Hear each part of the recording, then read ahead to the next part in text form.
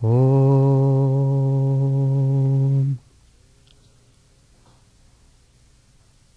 Sapakaya ca dharmasya Sarvadharma Swarupine Sapakaya ca dharmasya Sarvadharma Swarupine Avatara Varishtaya Ramakrishna Yate Namah Asato ma sadgamaya Tamaso ma jyotirgamaya Mrityorma mritangamaya Om Shanti Shanti Shanti. Let us offer our salutations to Sri Ramakrishna, the embodiment of all religions, the Supreme God Incarnate,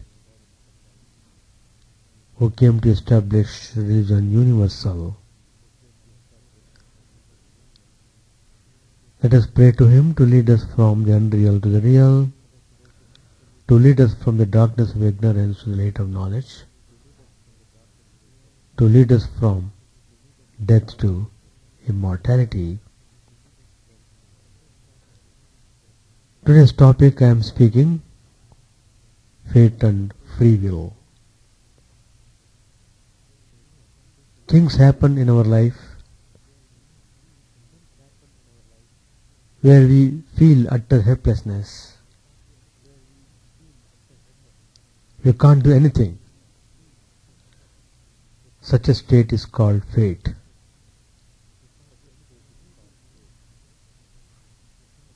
Free will means in this life of ours we have got some freedom to do things in a positive way. So there lies little freedom.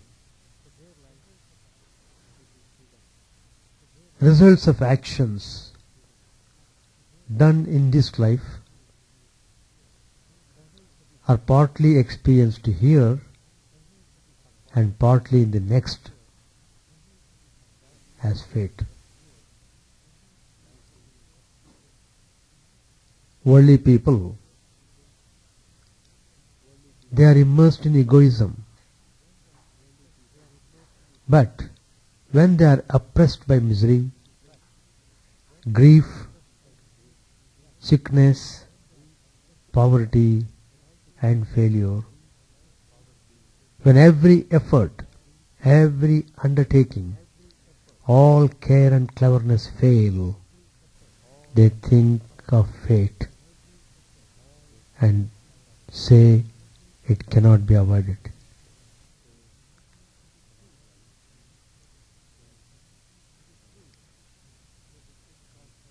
It is true, there is a thing called fatalism.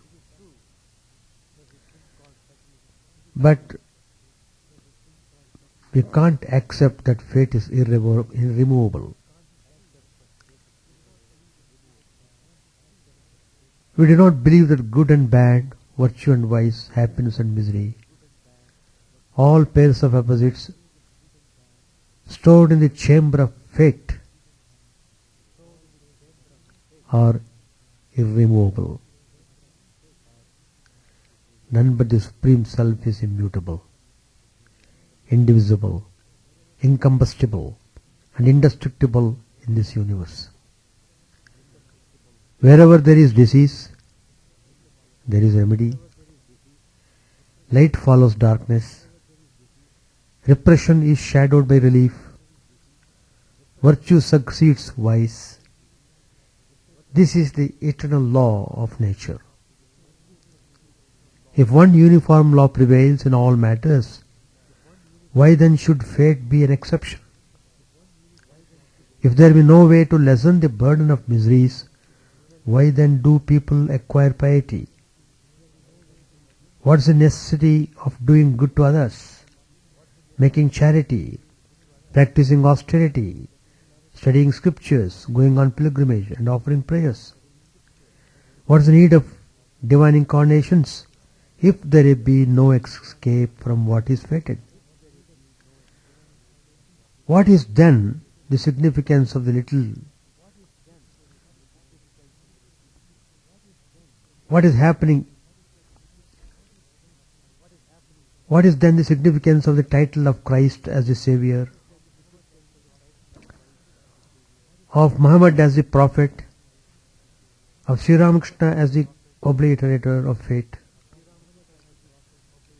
Lord Krishna has clearly said in the Bhagavad Gita, "Take shelter in me, I shall liberate you from all sins. Mokshishyami ma shuchaha, I liberate you." The Savior of our age has declared that penitent tears can wash off the sins of many lives.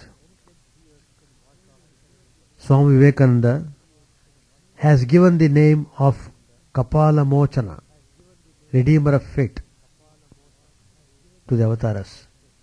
When God's grace descends, even the inevitable can be averted. Life does not end with death. What perishes is the body. The soul is immortal and eternal. When the body dies, the soul assumes a new body in order to experience the fruits of good and bad actions in the previous life. While reaping the fruits, we also have the free will to change our destiny. This cycle of being born again and again is called reincarnation. Most of us cannot remember anything about our real past lives, but there are some who can remember. The most important thing that comes with us when we are reborn is our character. That's why we see children born in the same family with such different characters. That's why some children are born as geniuses. They have developed their skills in past lives. We start off being born as a lower being like the plant, but we slowly evolve and are reborn as higher and higher beings until we become human. The word karma literally means deed or action, but implies the entire cycle of cause and its effects. According to law of karma, every human action in thought, word or deed inevitably leads to results, good or bad, depending upon the moral quality of the action. There is no such thing as action without results. As we sow, so shall we reap, is the unerring law which governs all deeds. The law of karma conserves the moral consequences of all actions and conditions of our future lives accordingly. We ourselves create our future destinies by our own choices each minute. Every child born in this world is born to work out its own past deeds. The doctrine of karma is the answer to the questions of why suffering and inequalities exist in the world. Why should one person be different from another in his looks, in his abilities and character? Why is one born a king and another a beggar? A just and merciful God cannot create such inequalities. The doctrine of karma, a law of actions and their retribution, can be viewed as a law of causation, cause and effect, applied to the moral realm. The law that every action has a reaction works in the scientific world as well as in the moral world. The doctrine of karma is based upon the principle of cause and effect. Karma is neither predestination nor fatalism. Fatalism and predestination imply that individuals are bound by circumstances or by some outside power and as such cannot free themselves with their own effort. That is exactly opposite of karma. The law of karma is actually the law of harmony and equilibrium. It adjusts wisely, intelligently and equitably each effect to its cause. But it is also the law of opportunity which allows an individual to change his past for a better future. If we understand karma as the law of order and opportunity, we will become self-reliant and understand that we cannot and should not escape responsibility. The past karma of an individual consists of two parts, prarabdha karma and sanchita karma. Prarabdha karma is the part of one's past karma which is to bear fruit in the present life of the individual. Sanchit karma is accumulated karma of the previous births which is to bear fruit in the future. Prarabdha karma of an individual consists of two components, fixed and variable. The fixed component of karma is beyond our control and consists of that component of the past karma which determines one's parents, the family and the country in which a child must be born, the general features of the physical body that the child will eventually develop, and the social and religious environment in which the child must grow. The variable component of the past karma remains latent in the subconscious mind of the child in the form of samskaras, that is, natural habits and tendencies. It is this variable part of the past karma that one can overcome by initiative and free will. The level of success one can achieve in diluting the effects of the variable component, however, depends upon the power of the samskaras and the strength of the individual will. The past karma of an ordinary human being is either good or bad or mixed. An individual's particular incarnation is determined by the overall balance of past karma. If the overall balance is positive, that is, overall good karma, the individual will be born in an environment that would be naturally conducive toward the onward progress of his soul. In a particular incarnation, only those innate tendencies are manifested for which conditions are favorable in that incarnation. The right environment is essential for manifestation of the samskaras. For example, if an individual is born as a professor because of his overall good karma, and if he had been a gambler in his past incarnations, his innate gambling tendency will not find the right environment to manifest itself in the academic environment of his vocation. However, if he happens to be in the company of gamblers at a weekend party, he will exhibit a natural love for gambling because of the residual impressions of his past karma. Every human action, be it physical or mental, produces two effects. First, depending upon the moral quality of an action, the appropriate fruits of the action will be rewarded later, either in the same life or in the future life. Secondly, the action leaves residual impressions on the subconscious mind of the individual. These samskaras generate thought waves and thereby determine the character of the individual. Thus, actions determine the personal conduct, and this conduct molds the character in a revolving chain of cause and effect. The Brihadaranyaka Upanishad declares thus: a man becomes good by performing good deeds. He becomes evil by performing evil deeds.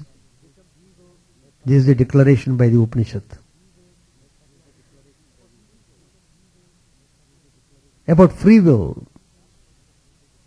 Human will can be sharpened and strengthened by yoga, meditation, prayers, positive thinking, right environment, and association, satsang, with the pure-minded persons. According to the philosophy of yoga, the negative thought waves which arise in the human mind due to samskaras of the past karma can be neutralized by introducing positive thought waves generated by human will. The consequences of human actions are determined by the doctrine of karma as well as the doctrine of free will.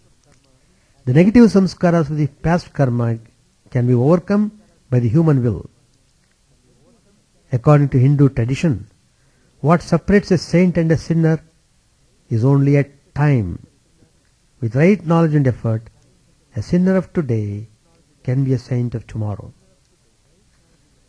Dr. Suresh Radhakrishnan has said in one of his writings, the cards of life are given to us in the form of samskaras, but we can play them as we wish and win or lose as we play. When one commits a murder, two possibilities exist.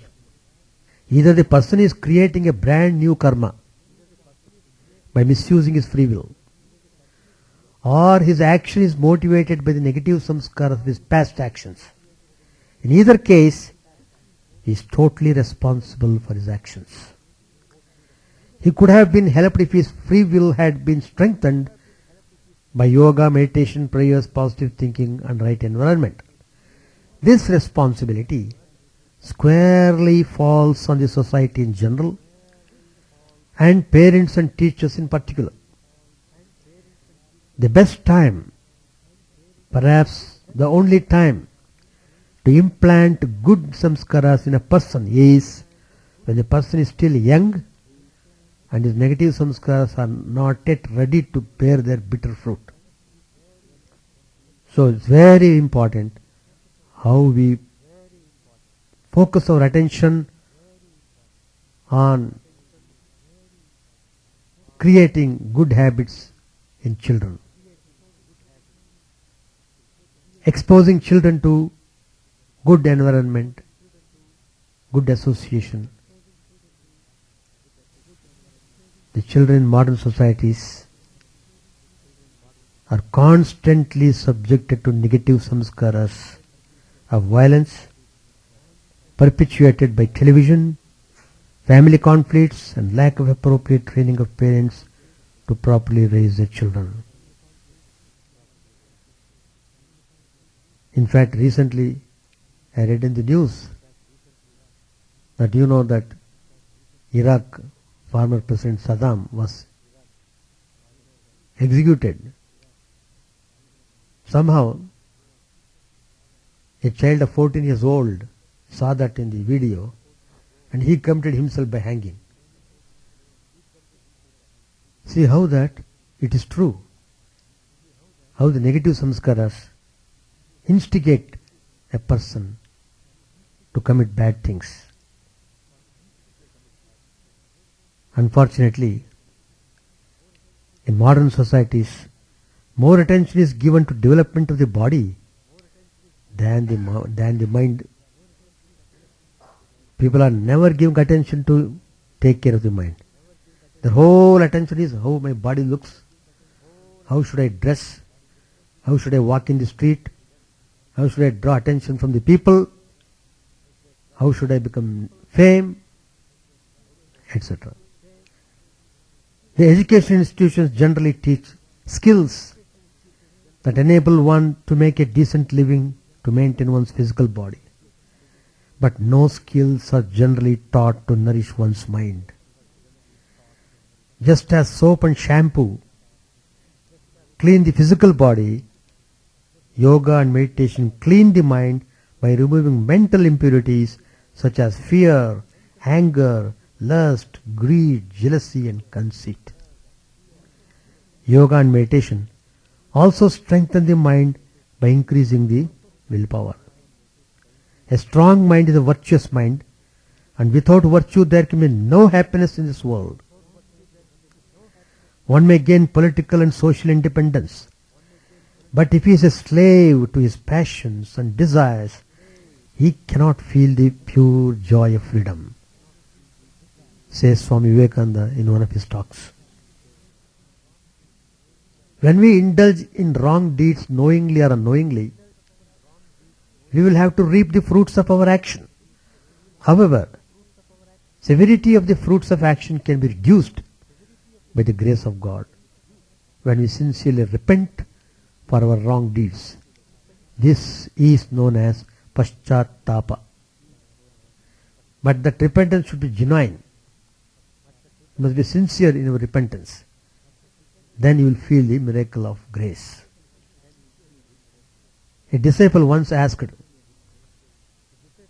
the Swamiji of Shringeri, very great Swami, his name was Chandrasekhar Bharati, a great mystic, saint of realization. A question was asked, Sir, often we blame fate for our failures. Are our lives governed by fate? Can free will shape our lives? Which is stronger, fate or free will? Swamiji answered, the conflict between fate and free will arises only if we consider them as two different things. Both are karma or action. Fate is the result of past karma and the present karma is free will. So, the two are one. Both are karma only. The difference is only in the matter of time, past and present. Fate is hidden. So it is called adrishta or unseen. Its intensity is unknown. If fate really affects our lives, says the Swamiji, it can be neutralized by exercising free will. Just as we created our own fate by exercising our free will in the past, it is within our power to overcome it by exercising our free will in the present. Both are our own creations. So they are within our control. Then, again the question was asked, why then does success often elude us, no matter how hard we try? Why does fate seem stronger than free will? Swamiji answered, nothing is unattainable. The attainability or otherwise of a particular thing is not an absolute characteristic of the thing itself, but is relative and proportionate to our qualification, capability and capacity to attain it at that time. We don't achieve success only because our efforts are not good enough. Inasmuch as the obstacle fate is a product of our own free will in the past, it is within our competence to overcome it by our free will in the present. By increasing the intensity of our present karma, we can override the intensity of our past karma. Just to clarify this point, Swamiji illustrates this with an analogy. Just as we do not know the length of a nail that lies inside a piece of wood that we had earlier driven into the wood, we do not know the extent of our fate created by our own earlier karma. But with sufficient effort we can take the nail out of the wood. The intensity and number of attempts to pull it out must be greater than that of the strokes that drove the nail into the wood. Because we can't see the length of the will inside the wood, we do not know how much effort will be required to pull it out. Since fate is adrishta before a venture, we will not know the quantum of effort is required to succeed. So, we must ignore fate and continue to exercise our free will till our objective is reached. Then again question was asked. If our free will is so powerful, then why quite often, although we know that an act is wrong, we still feel impelled to do it even against our will, and when we know something to be right, yet we feel powerless to act. There seems to be something stronger which overpowers our free will. Could that something be fate? Swamiji answered. He clarifies that fate only awards punishment or reward for the bad or good deeds performed in the past. It is tendency or vasana that makes us act as if against our will. And tendency is also of our own making. One is born with the tendencies accumulated from past lives. Retribution for a past act is unavoidable, but tendencies can be managed by exercising our free will correctly. It would be impossible to stop all the tendencies that arise in us. When a particular tendency enters in our mind, we can't get away by saying that we are at its mercy. And we cannot escape responsibility for our actions by blaming fate. For fate is of our own making. Neither can we blame God because He is only the dispenser of the fruits of our actions. Scriptures and teachings of sages tell us which vasanas are bad and which vasanas are good. Vasana means tendency. But with determination it is possible to overpower all vasanas, and in time we will cease to be swayed by bad as well as good vasanas. At that point, when both fate and vasanas disappear, we become free from the results of our actions. This freedom is moksha or liberation. Then again question was asked, can we stop being reborn? Swamiji said, yes, only after we find God, only after we find the truth, only after we realize the truth. That is the final destination.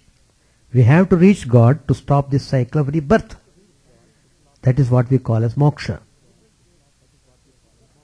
Different ways are there to reach God. There are lots of different ways to find God. Some clever clerks like to use their intelligence to find God. This way to God is called path of knowledge. Then there are others who just fall in love with God. The method they use to find God is called the path of devotion. There are also some that like to use concentration and find God. This method is called the path of meditation. Some people like to be very active. They love to work. The method they use to find God is called path of action, karma marga. No one method is better than others. The method we choose should reflect our own character and abilities, and most of us will have to follow a combination of the above paths. Karma is one of the natural laws of the mind, just as gravity is a law of matter. It simply means cause and effect. What happens to us that is apparently unfortunate or unjust is not God punishing us. It is the result of our past actions. The Vedas, Hinduism's revealed scriptures tells us that if we sow goodness, we will reap goodness. If we sow evil, we will reap evil. The divine law is, whatever karma we are experiencing in our life is just what we need at the moment. Nothing can happen but that we have the strength to meet it. Even harsh karma, when faced in wisdom, can be the greatest catalyst for spiritual unfoldment. The human predicament in the midst of the omnipresent and universal change and suffering is often expressed in Vedanta and Buddhism by the image of the wheel. Lord Krishna speaks of the terrible wheel of birth and death, which binds the individual down to the phenomenal world of time and circumstance. The spirit of man, when in nature, feels the ever-changing conditions of nature. When he binds himself to things ever-changing, a good or evil fate whirls him round through life to death.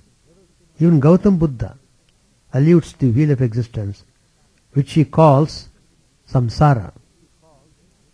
In Europe, during the Renaissance, the wheel was absorbed into a popular adage, God is a circle whose circumference is nowhere and whose center is everywhere. The law of karma postulates that in this world there are no rewards or punishments. It is simply a case of inevitable consequences. As you sow, so shall you reap. Sometimes others reap what you have sown.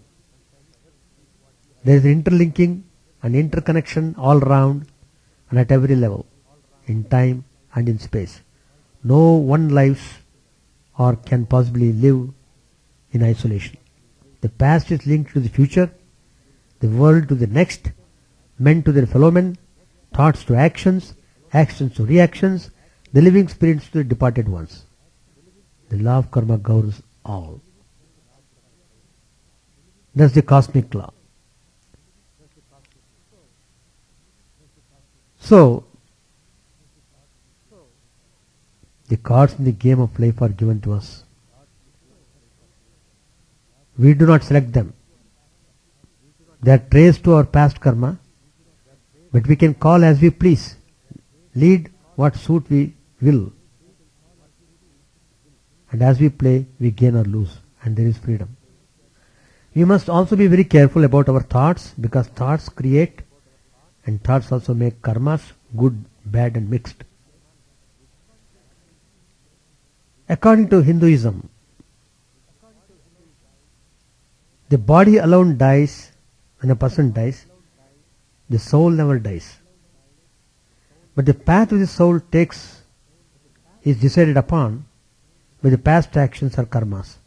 Past actions are attached to the soul and they decide the path of the soul's travel. So if you are born with a disease or a handicap, it is a result of your past actions done in past lives. If you live a good moral pious life, then you will be born in better situation and ideal life. According to Hindu traditions, the soul continues this journey with a heavy load of karmas, good or bad, until it exhausts all karmas by undergoing pain or pleasure sensations in the body. Then the individual soul will merge with the absolute soul or infinite power. This merging process is known as salvation or freedom, moksha. God created man near to perfection and has given him the free will to decide whatever he wants. Hindus believe even God is bound by the law of karma once he takes human form. You know, Lord Krishna was killed by a hunter. He was obeying the law of karma, the unwritten law of the universe. Karma is a very just law. Two as it is equal in repayment. Karma, like gravity, treats everyone the same. Karma is a rational explanation for inequalities among human beings which cannot be given. The possibility of rebirth makes death more acceptable. In fact, the Rishi of the Ishavasya Upanishad welcomes death when it comes in the following words: let my breath mix with the eternal air and let my body be burnt, and then I will recount all that happened in the past. Individual souls or jivas enter the world mysteriously. By God's power, we may be sure, but how or for what reason we are unable fully to explain. Like bubbles that form on the bottom of a boiling tea kettle, they make their way through the water universe until they break free into the limitless atmosphere of illumination called liberation. They begin as the souls of the simplest forms of life, but they do not vanish with the death of their original bodies. According to Hinduism, spirit no one depends more on the body it inhabits. That body depends on the clothes it wears or the house it lives in. When we outgrow a suit or find our house too cramped, we exchange these for roomier ones that offer our bodies free play. Souls do the same. In Bhagavad Gita, Lord Krishna says, worn out garments are shed by the body, worn out bodies are shed by the dweller. This process by which an individual soul passes through a sequence of bodies is known as reincarnation or transmigration of the soul. In Sanskrit it is called samsara, a word that signifies endless passage through cycles of life, death and rebirth. Hindu tradition believes that God, who is all loving and merciful, He molds our destinies based upon our own thoughts and deeds. Every action of a person in thought or deed brings results, either good or bad, depending upon the moral quality of the action, in accordance with the adage, as you sow, so shall you reap. Moral consequences of all actions are conserved by nature. God keeps an accurate record of all things good and bad. There is no better accountant on earth, says Mahatma Gandhiji. Until we reach the end of our journey, we are subject to the law of karma, which makes out that our desires and acts determines the pace of our progress. Our present state is conditioned by our past, and what we do now will determine our future. Death and rebirth do not interrupt this process. For our present condition, we are ourselves responsible. We not blame God or the existing social order. Mahabharata says that there is no external judge who punishes us. Our inner self is a judge. Na yaman yamaha ityahu atma vai yama uchyate atma sammimito yena yamastasya karoti kim. If a person lives a good life on earth, he or she will be born into a better life in the next incarnation. For example, a sinner who leads an immoral life will be born as a poor human or as an animal in the next incarnation. A person born again and again to reap the fruits of his or her own actions. This cycle of birth and death continues until the person attains moksha or freedom from the cycle of birth and death. In all forms of the Hindu tradition, time is symbolized by birth and death. The world is represented by wheel of time of births and deaths. Like corn, mortals ripen and fall. Like corn, they come up again. Reincarnation is interlinked with karma.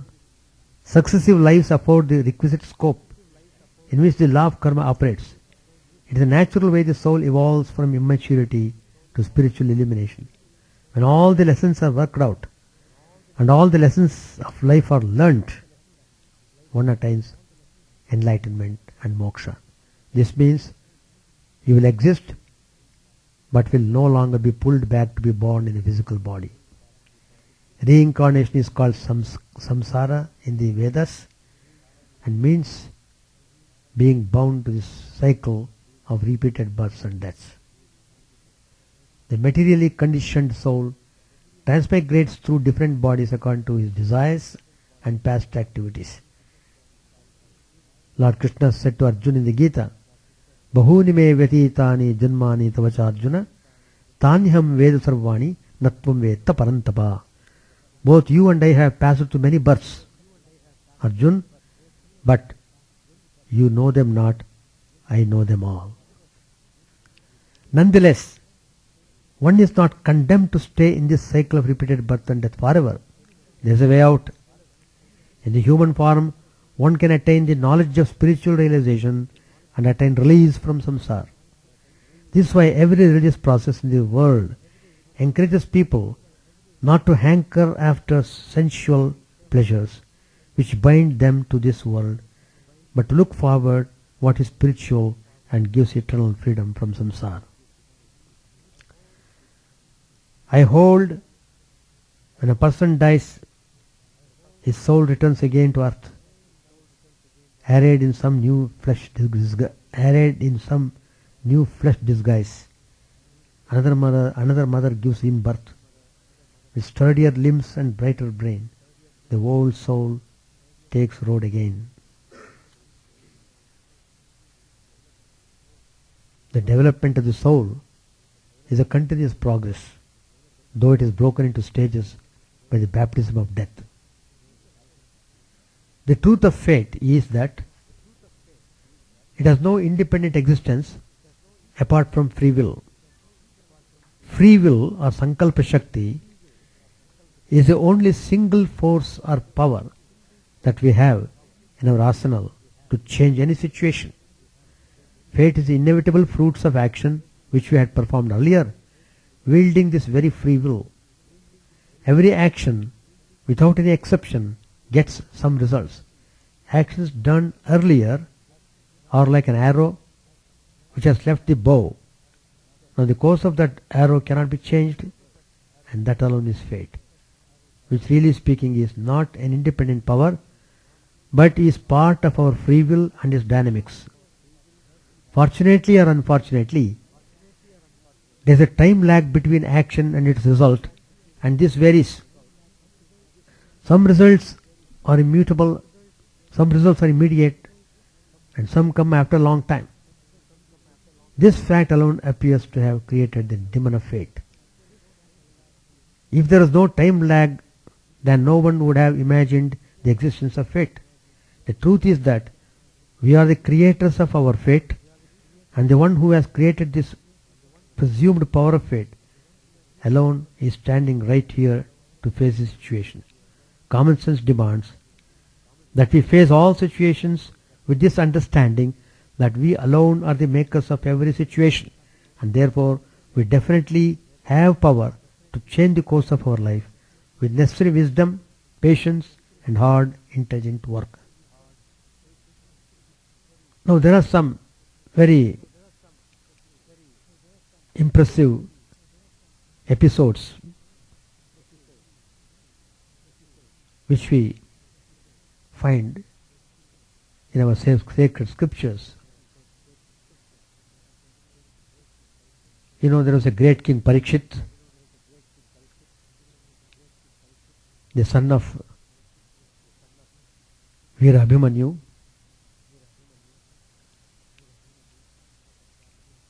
and Virata's daughter Uttara. So Parikshit was really a very great person. While in the womb of the mother, he used to examine carefully all directions for God, Krishna. Parikshit in the womb of Uttara was saved from the devastating Brahmastra of Ashwatthama.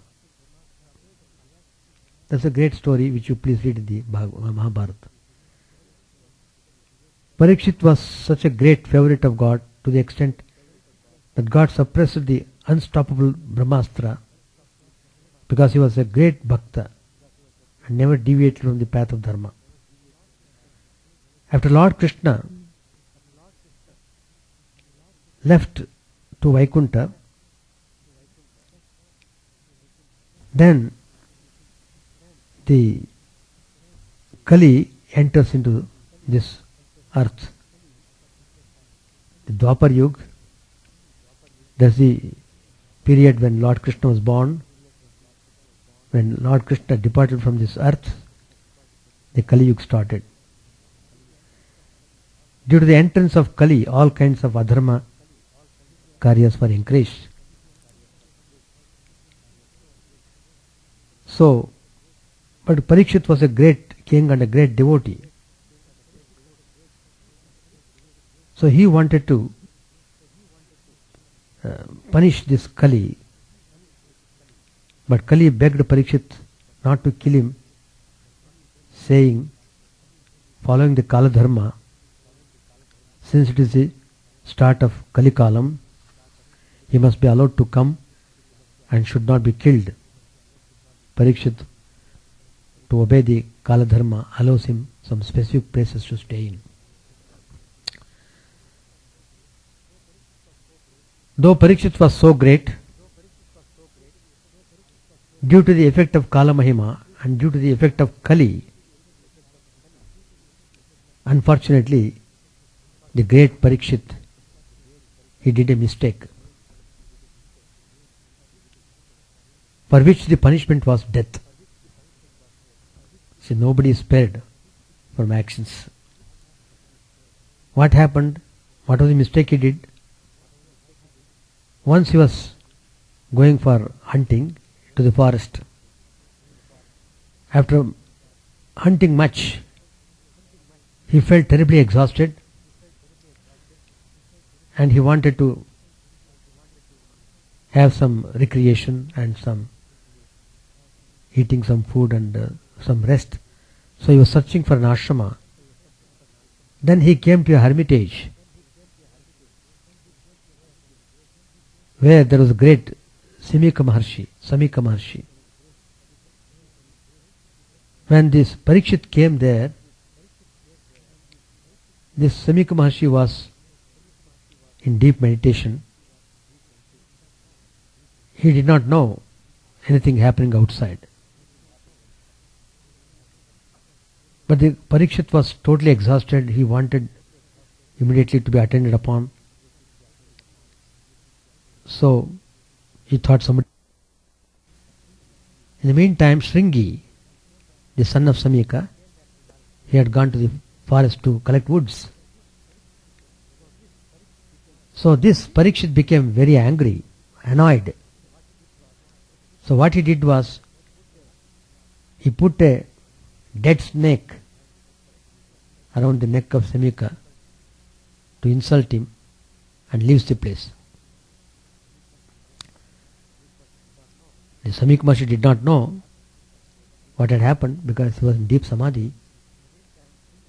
In the meantime, Shringi, the son of Samika, when he came back from the woods, he saw a dead snake around the neck of his father. He became totally upset and became very angry. In that angry mood, he pronounced that whoever has done this action of throwing the dead snake around the neck of my father should die in 7 days with the bite of Takshaka, the great serpent. So this curse was pronounced, and they were all sages of great austerity and spiritual sadhana. So whatever they would say, it would come to pass. Samik Maharshi, after coming down from samadhi, he came to know what had happened, and he became very sad to know that his son had pronounced a curse upon Parikshit to die in 7 days. Then Samik Maharshi teaches Shringi, look my son, Krodha, that is anger, is the main hindrance to tapas. Krodham destroys all the spiritual powers. It's a big hurdle for following the path of dharma. A tapasvi never should get Krodham. Similar to how water unknowingly leaks away quietly from a filled pot, the tapas of a tapasvi who does not have kshama, the dhanam of dhanavanta, who has garvam at the kingdom of a ruler who does not follow dharma, also fade away. Parikshit is not an ordinary king.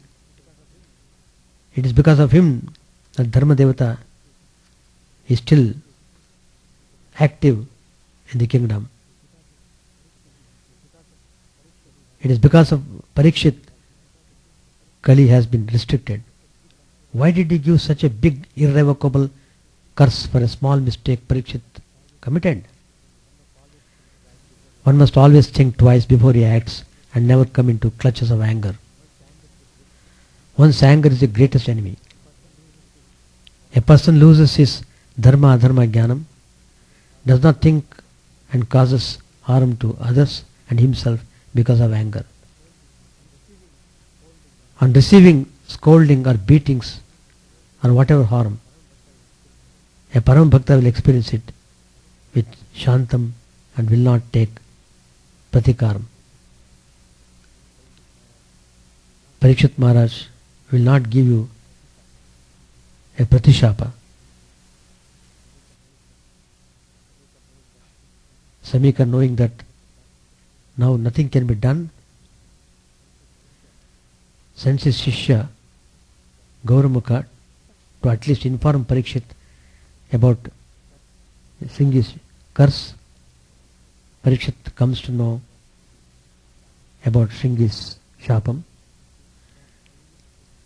Then Parikshit, thinking why he was taken over by the Kamakroda, the Arishadvaraga, he says to himself, why did I insult that great Maharshi, knowing that they must always be respected? Why did I venture into such unpardonable papakaryas? Anyway, one has to experience the result of his own action. Truly speaking, what is the mistake of Sringi? With the ahankar of a king, I act like this. Which son won't give curse for such an insult to his father? How can I always make sure that I won't unnecessarily cause pain to Gomatas, Devatas and Brahmanas? Anyway, Parikshit Maharaj was a man of spiritual practices. He was living a spiritual life. So he did not yet get any angry to give a curse in return. So he invited Shuka Maharshi in order to listen to Srimad Bhagavatam. Then all these 7 days his mind was totally absorbed in listening to the Bhagavat story, and as pronounced, he was bitten by Takshaka serpent and he left his body. But his mind was totally absorbed in the divine spirit, so he got liberation. So how one's action gives the result. So we are conscious of the result. Not knowing the cause, we call that as fate. There is another instance how our action leads to immediate results sometimes. Not necessarily the result will come next life. Sometimes the result will come in the present life itself, if the action is so severe and so bad. There is another instance.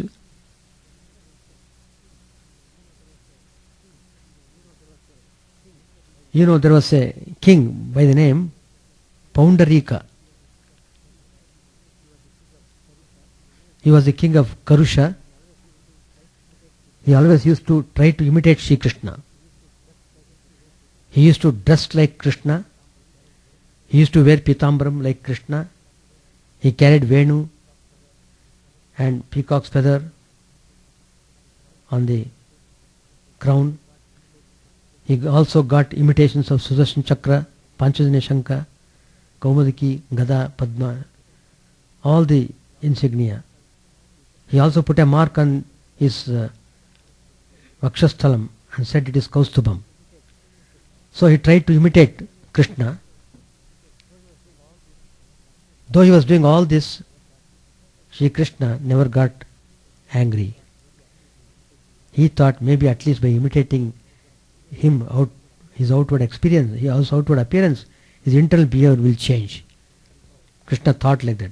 But no, Paundarika was no devotee to imitate outward appearance of Sri Krishna and change his mind. In fact, this Paundarika started saying, he is the true Vasudeva, not Sri Krishna. He used to tell everybody with egoism that he is the Paramatman, not Sri Krishna. Sri Krishna tolerated the nature of Paundarika, but there is limit for everything, you know. What happened was, this Paundarika, in his arrogance, he went to the extent of imprisoning Sudama, the great devotee of Lord Krishna. Now, Sri Krishna could not tolerate anymore.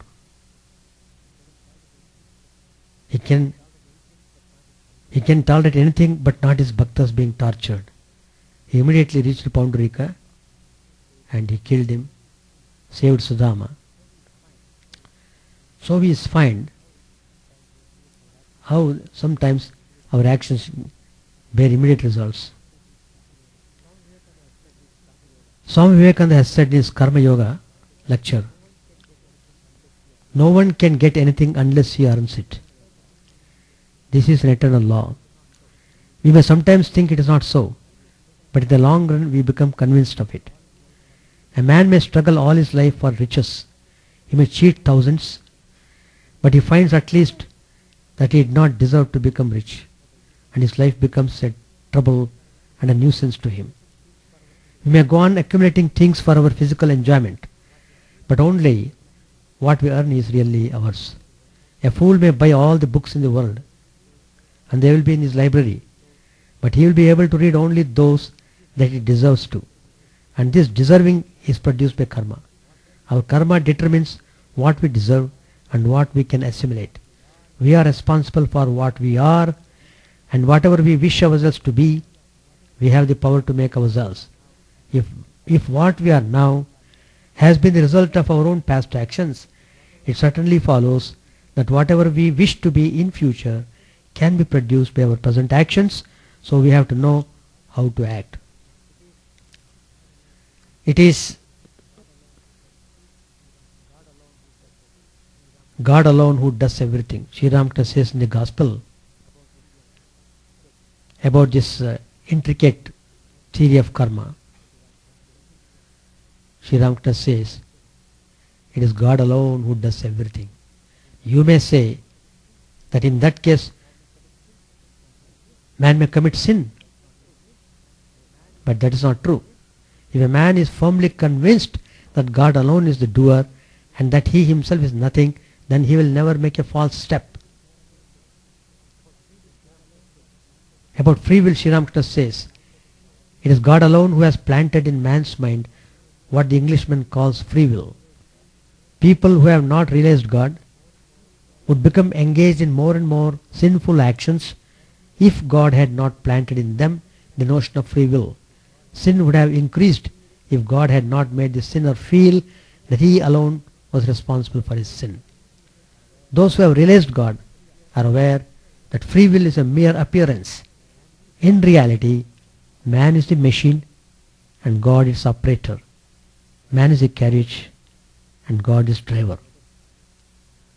So let us deeply contemplate on these ideas. We are makers of our own destiny. Suffering comes to us to teach us lesson, to give good direction to the mind. We must refine the mind. We must engage ourselves in spiritual practices. We must earn merit. We must reformat ourselves in a proper way, and that is the way to get freedom from bondage and suffering. Thank you. Om Sahana Bhavatu Sahanau Bhunaktu Sahaviryam Karavavagai Tejasvinavadhidamastu ma vidvishavai. Om Shanti Shanti Shanti Hari Om Tat Sat. May the Lord protect us May He teach us, may He nourish us, may we not be fruitful and enlightened, may we not hate each other. Peace, peace, peace be unto all.